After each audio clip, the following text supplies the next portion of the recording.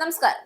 അമേരിക്കയുടെ president Donald ട്രംപിന്റെ പ്രവർത്തനങ്ങൾ രാജ്യാന്തര മികവിലും നയതന്ത്ര പരിമിതികളിലും വലിയ ആശങ്കകളെ ജനിപ്പിച്ചു കഴിഞ്ഞു. ഗ്രീൻലൻഡ് പോലുള്ള സുസ്ഥിരമായ പ്രദേശങ്ങൾ സ്വന്തമാക്കാനുള്ള ട്രംപിന്റെ പ്രഖ്യാപനങ്ങൾ അന്താരാഷ്ട്ര നിയമങ്ങളും രാഷ്ട്രീയ മാനദണ്ഡങ്ങളും തകർത്തെറിഞ്ഞുകൊണ്ട് അധീനതാപരമായ ആഗ്രഹങ്ങൾ പ്രദർശിപ്പിക്കുന്നതാണ്.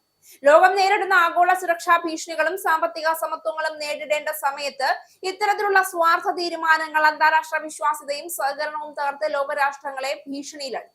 യുഎസിലെ സ്വർണ്ണ സംരംഭങ്ങൾ മാത്രമല്ല, മറ്റ് രാജ്യങ്ങളുടെ സ്വാതന്ത്ര്യവും രാഷ്ട്രീയ സംരക്ഷണവും തനിക്ക് അവകാശപ്പെട്ടതുപോലെ കാണുന്ന സമീപനം അധികാര സിംഹാസനത്തിന്റെ വിഹിതം മറികടന്നതാണ് എന്ന് വേണം വിലയിരുത്താൻ.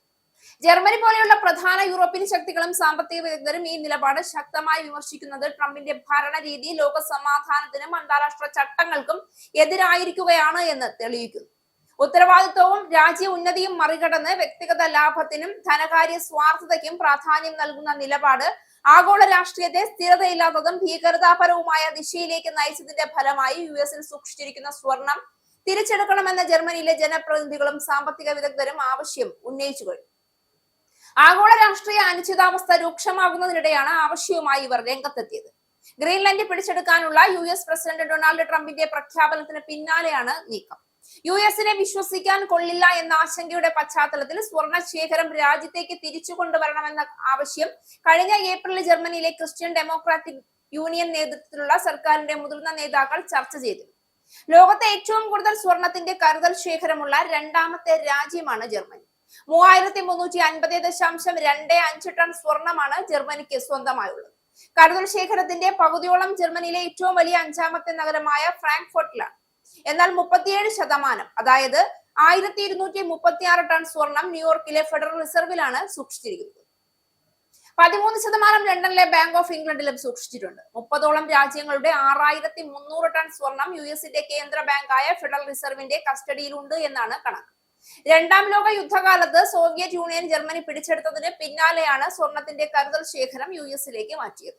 എന്നാൽ 2008 സാമ്പത്തിക മാന്ദ്യത്തിനു പിന്നാലെ കരുതൽ സ്വർണം ഇനിയും യുഎസിൽ സൂക്ഷിക്കേണ്ടതില്ല എന്നും തിരിച്ചു കൊണ്ടുവരണമെന്നും ജർമ്മൻ രാഷ്ട്രീയ നേതാക്കൾക്കിടയിൽ അഭിപ്രായമുയർന്നു.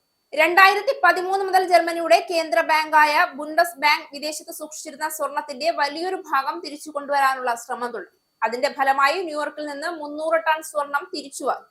പാരീസിൽ നിന്ന് 374 ടണ്ണും തിരിച്ചെത്തിച്ചു. നിലവിലെ ആഗോള രാഷ്ട്രീയ സാഹചര്യം കണക്കിലെടുക്കുമ്പോൾ യുഎസിൽ ഇത്രയധികം സ്വർണം സൂക്ഷിക്കുന്നത് അപകടകരമാണ് എന്ന് പ്രമുഖ സാമ്പത്തിക വിദഗ്ധനും ബുണ്ടസ് ബാങ്ക് ഗവേഷണ വിഭാഗം മുൻ തലവനുമായ ഇമാനുവൽ മോഞ്ച് പറയുന്നുണ്ട്.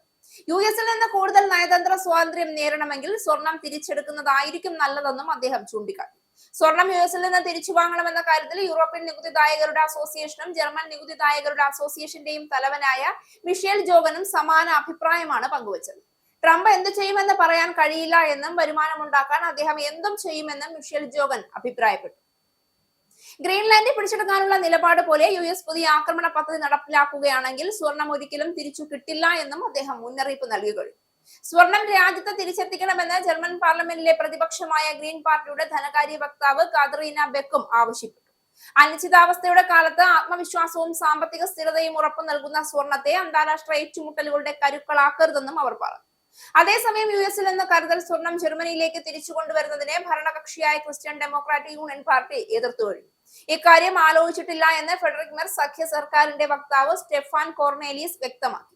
രാഷ്ട്രീയ നേതാക്കളുടെ ആശങ്ക ലഘൂകരിക്കാൻ ബുണ്ടസ് ബാങ്കിന്റെ പ്രസിഡന്റ് ജോച്ചിൽ നഗേലും ശ്രമിച്ചുകൊണ്ടിരിക്കുകയാണ്. ഫെഡറൽ റിസർവിൽ സൂക്ഷിച്ചിരിക്കുന്ന കരുതൽ സ്വർണ്ണ ശേഖരത്തെ കുറിച്ച് ആശങ്കയില്ല എന്നാണ് ഒക്ടോബറിൽ വാഷിംഗ്ടൺ ഡിസിയിൽ നടന്ന അന്താരാഷ്ട്ര നാണയനിധിയുടെ യോഗത്തിൽ അദ്ദേഹം വ്യക്തമാക്കിയത്. യുഎസിന്റെ കസ്റ്റഡിയിലുള്ള കരുതൽ സ്വർണം പരിശോധിക്കാൻ അനുവദിക്കണമെന്ന ക്രിസ്ത്യൻ ഡെമോക്രാറ്റിക് യൂണിയൻ സർക്കാരിലെ മന്ത്രി മാർക്കോ വിന്റർവിറ്റ്സിന്റെ ആവശ്യം നേരത്തെ നിരസിക്കപ്പെട്ടിരുന്നു. എന്താണെങ്കിലും സ്വർണം ജർമ്മനി തിരിച്ചെടുക്കുകയാണെങ്കിൽ അത് യുഎസിന്റെ അടിവേര് തകർക്കുന്നതിന് തുല്യമായ നടപടി തന്നെയായിരിക്കുമെന്ന കാര്യം ഉറപ്പാണ്.